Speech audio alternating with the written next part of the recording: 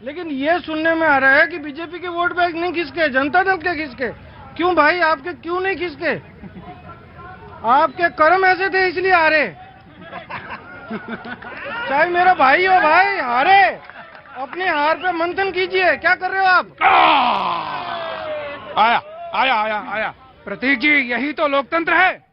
विपक्ष लगातार जो है देश के ऊपर प्रश्न खड़ा करता था कि भारत में लोकतंत्र जीवित नहीं है। यही तो लोकतंत्र है कि कर्नाटक में आप जो चुनकर आ रहे हैं। यही लोकतंत्र है कि आप हिमाचल में चुन के आए, फिर भी आपको जो है डाइजेस्ट नहीं होता, फिर भी आप भारत की अस्मिता पर प्रश्न खड़ा करते हैं। आपको शर्म आनी चाहिए कि आज देश के अंदर 15 जो है सरकारें, 15 मुख्यमंत्री भाजपा या सहयोगियों के हैं और 15 ही विपक्षी दलों के हैं। यही लोकतंत्र है भारत का, यही खूबसूरती है।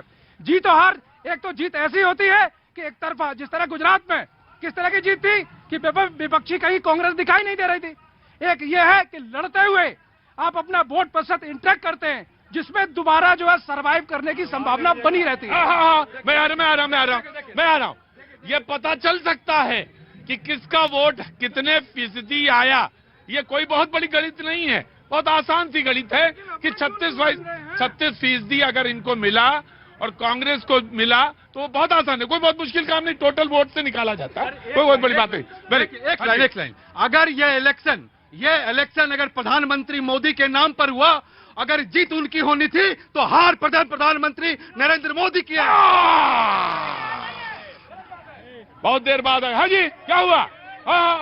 ये मोदी जी की हार नहीं है। मैं आज कहना चाहता हूँ, ये कर्नाटक में विधानसभा में जो नेता थे, जो कार्यकर्ता थे, उनके अंदर कहीं ना कहीं कुछ ऐसी भावना थी। और खासकर मैं भारतीय जनता पार्टी के कुछ नेताओं से कहना चाहता हूँ, लोकसभा से लेकर विधानसभा तक आप लोग जमीन पर काम नहीं करते हो। मैं जिस विधानसभा में रहता हूँ, मैं जिस विधानसभा में रहता हूँ, वहाँ पर बीजेपी का सांसद, बीजेपी का विधायक दिल्ली प्रदेश में, और इतने तरह पानी में हमको चलना पड़ता है।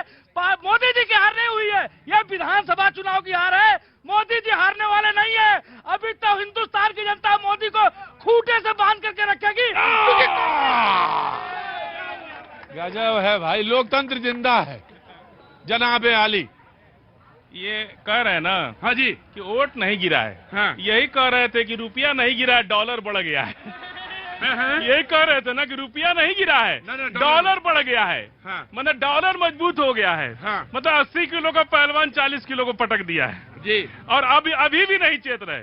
अरे भैया मान लो 40% मुद्दा है, भ्रष्टाचार मुद्दा है, महिला सुरक्षा मुद्दा है, ग्रामीण अंचलों में किसानों की समस्याएं हैं, लोगों को पानी नहीं मिल रहा है, लोगों को घर मिल रहा है तो कमीशन लिया जा रहा है, लोगों को शौचालय मिल रहा है उसमें पैसा लिया जा रहा है। इन सब चीजों को दोनों लोगों में कह रहा हूं, क्योंकि अभी राजस्थान का चुनाव भी होना है और मध्य प्रदेश के, और आपको सब दिख रहा होगा यहीं से। सुनिए, हाँ। 40% कमीशन तो पूरे देश का मुद्दा बनने जा रहा है ना।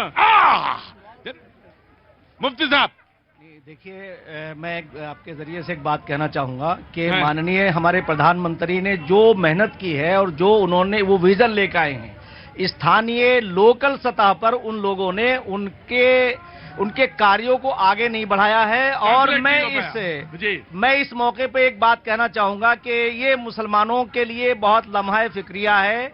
और बीजेपी के नेतृत्व से चाहूंगा कि जिस तरह से कांग्रेस ने 60 साल राज किया है, हम ये चाहते थे कि आप मुसलमानों को मुख्य धारा से जोड़ने के बाद उसी तरह से अच्छा शासन चले। आज हिंदुस्तान के अंदर जो आजादी के बाद से अब तक मुसलमान मुख्य धारा से इतना नहीं जुड़ा था जितना नरेंद्र मोदी जी हमारे प्रधानमंत्री के कार्यकाल में जुड़ा है। मगर मैं ये कहना चाहूंगा कि जो लोकल लोग हैं कि उन्हें अपने अंदर थोड़ा सा चिंतन करना चाहिए, मनन करना चाहिए कि मुसलमान इस देश का नागरिक है, उसका पोलराइजेशन नहीं होना चाहिए, उसे यह महसूस नहीं होना चाहिए कि बीजेपी हमें नुकसान देगी। ऐसा है नहीं, बीजेपी ने अब तक के कार्यकाल में कोई नुकसान नहीं दिया है। मुझे मालूम है आप भी बोलेंगे। आ जाइए, इधर आ जाइए जी। जनाब, देखिए, हमारे मुअज्जिज हैं, कपड़ों से पहचान लीजिए। प्रधानमंत्री जी बोले थे, क्या आप पहचानना चाहते हैं, किसको पहचानना चाहते हैं? हम लोग तो बहुत रिस्पेक्ट करते हैं, आज भी करते हैं मोदी जी की।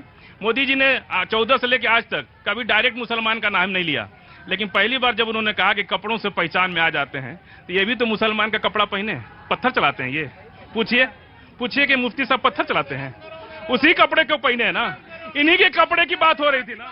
एक मिनट समझदारी से बात करनी चाहिए। किसके, आपको किसने कहा? नहीं, बयान बताओ, गलत बात नहीं, बयान बताओ, आप बयान बताओ यहाँ पे। प्रतीक भाई, आपके शो में अगर सही बात है तो बोलिए, आप बयान बताओ। अरे कपड़ों से कौन पहचानता है? आपके कर्म बताते हैं, आपके कर्म बताते हैं। किसने हिंदू मुसलमान का नाम लिया? आपने कर्नाटका में बजरंग बली को अगर किसी ने विषय बनाया प्रतीक भाई, तो कांग्रेस पार्टी के बयानों ने बनाया, ना कि भारतीय जनता पार्टी ने बनाया। ये क्या बेकार की बात करते हैं? और रही बात, जो लोग भगवान राम के अस्तित्व में प्रश्न उठाते थे, जो कांग्रेस पार्टी भगवान राम के अस्तित्व प्रश्न उठाती थी, आज उसका गुणगान कर रही है। समाजवादी पार्टी रामचरितमानस। देखिए, इन्होंने हनुमान चालीसा पूरे देश में पढ़ ली, हाँ, लेकिन कर्नाटक फिर भी हार गए। आज नहीं पढ़ी, आप सदियों से पढ़ते आ रहे हैं, आपकी तरह मौका परस्त नहीं है। सुनाओ, फिर सुनाओ। हाँ? अगर सदियों से पढ़ रहे सुनाओ, रामचरितमानस सुना दे। अरे रामचरितमानस का थोड़ी ना होने लगेगा। अरे मेरा टेस्ट मत लो प्रतीक भाई, आपके चैनल पर पूरी रामचरितमानस कड़ित कर दूंगा, इसलिए मेरा टेस्ट ना ले।